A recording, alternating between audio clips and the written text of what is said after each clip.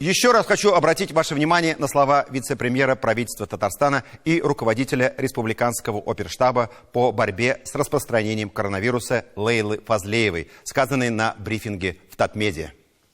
Самое главное сейчас понять, что этот период страна не переживает каждый человек отдельно.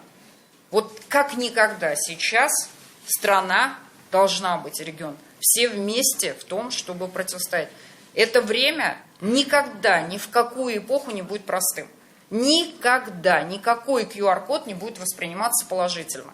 Никогда, потому что это наш с вами уровень выхода из зоны комфорта. Это некомфортно и не будет комфортно. Цена этого QR-кода, в случае, если мы нарушаем наше общее пространство, пространство друг друга, не дай бог заболеет кто-то в результате нашего с вами заболевания, цена этого человеческая жизнь. То есть мы обязаны выйти из этой теплой ванны, из зоны комфорта. И нам придется через это пройти. Пройти все вместе. Будет больно, особенно для бизнеса, но обязательно через какое-то время будет хорошо. Относительно хорошо.